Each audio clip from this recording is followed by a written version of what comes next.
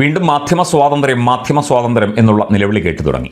കേരളത്തിലാണ് കേട്ടത് കേട്ടോ. കേരളത്തിലെ മാധ്യമ സ്വാതന്ത്ര്യത്തെക്കുറിച്ച് കേരളത്തിലെ മാധ്യമ പ്രവർത്തകർക്ക് നന്നായിട്ടറിയാം. എത്രയോ കാലമായി കടക്ക് പുറത്തെന്നും മാറി നിൽക്ക് അങ്ങോട്ട് എന്നും താനാരാ, അല്ലെങ്കിൽ അങ്ങോട്ട് മാറി നിൽക്ക് ഇങ്ങോട്ട് മാറി നിൽക്ക് എന്തിനിങ്ങോട്ട് വന്നു, നിങ്ങളൊക്കെ ആരാ എന്നുള്ള ചോദ്യങ്ങളൊക്കെ നമ്മൾ കേട്ടുകൊണ്ടിരിക്കുന്നു. അതിനൊന്നും ഇവിടെ മാധ്യമ പ്രവർത്തകർക്ക് ഒരു കുഴപ്പവുമില്ല. അതൊന്നും മാധ്യമ സ്വാതന്ത്ര്യത്തെ ഹനിക്കലല്ല. ഇപ്പോൾ ഏതോ ഒരു ഏജൻസി, ഈ ഒരുപാട് ഏജൻസികളുണ്ട്, നമ്മൾ പേര് കേട്ടാൽ ഞെട്ടിപ്പോകുന്ന കുറേ ഏജൻസികൾ, ഇതുവരെ പേര് കേട്ടിട്ടില്ലാത്ത കുറേ ഏജൻസികൾ, വിദേശ ഏജൻസികളാണ്. അതിലേതോ ഒരു ഏജൻസി, അതിൻ്റെ പേര് പറയാൻ തന്നെ വലിയ ബുദ്ധിമുട്ടാണ്. ആ ഏജൻസി നടത്തിയ ഒരു പഠനപ്രകാരം ഇന്ത്യയിലെ മാധ്യമ സ്വാതന്ത്ര്യം 151 റാങ്കിൽ നിന്ന് 157 കൂപ്പുകുത്തിയിരിക്കുന്നു. അതായത് റാങ്കിങ് താഴോട്ട് വന്നിരിക്കുന്നു എന്ന് പറയുന്നു. ഇത് റിപ്പോർട്ടർ TV യാണ് ഇന്ന് രാവിലെ ഇത് റിപ്പോർട്ട് ചെയ്യുന്നത്.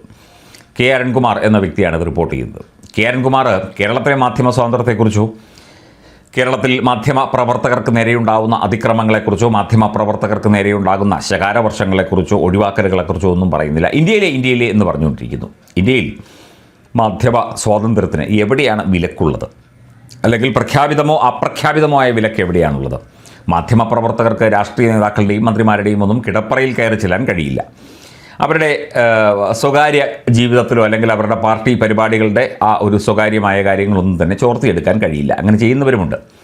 കേരളത്തിലെ മാധ്യമ സ്വാതന്ത്ര്യം എന്ന് പറഞ്ഞാൽ മാധ്യമ പ്രവർത്തകരെ എല്ലായിടത്തുനിന്നും ആട്ടിപ്പായിക്കൽ എന്നുള്ളതാണ്.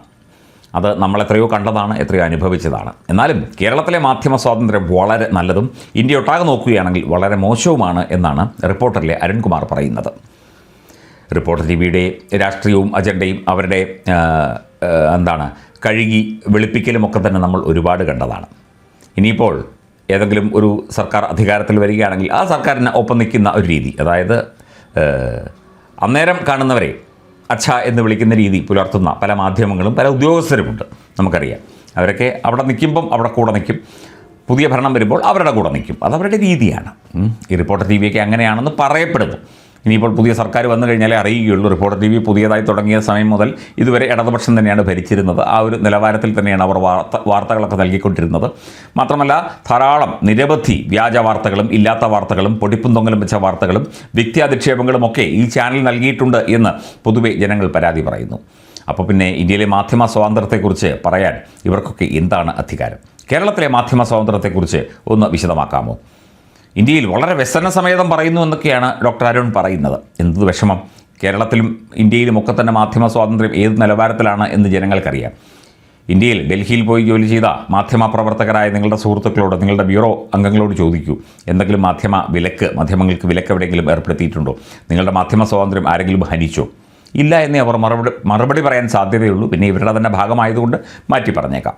കേരളത്തിലെ മാധ്യമ സ്വാതന്ത്ര്യം കടക്കുപുറത്ത് മാറി നിൽക്കങ്ങോട്ട് തുടങ്ങിയ ശകാരവർഷങ്ങൾ കേട്ടുകൊണ്ടാണ് എന്നും നമുക്കെല്ലാവർക്കും അറിയാം. പിന്നെ ഇങ്ങനെ അടിമുടി അഭിപ്രായം മാറ്റുകയും ഇല്ലാത്ത വാർത്തകൾ പടച്ചുവിടുകയും ഒക്കെ ചെയ്യുന്നവർക്ക് ചിലപ്പോൾ മാധ്യമ സ്വാതന്ത്ര്യം എന്തെങ്കിലും തരത്തിലുള്ള ഒരു അന്വേഷണം വരികയോ അല്ലെങ്കിൽ ഒരു ചോദ്യം വരികയോ അല്ലെങ്കിൽ ഒരു ഇടപെടൽ ഉണ്ടാവുകയോ ചെയ്തു കഴിഞ്ഞാൽ അവർക്കത് അയ്യോ മാധ്യമ സ്വാതന്ത്ര്യം ഹനിച്ചേ എന്ന് നിലവിളിക്കും. ആ കൂട്ടത്തിൽപ്പെടുന്നവരാണ് ഈ റിപ്പോർട്ടർ TVയും അരുൺകുമാറും കൂട്ടത്തിലുള്ള ആളുകളുമൊക്കെ എന്ന് ജനങ്ങൾ പറയുന്നു.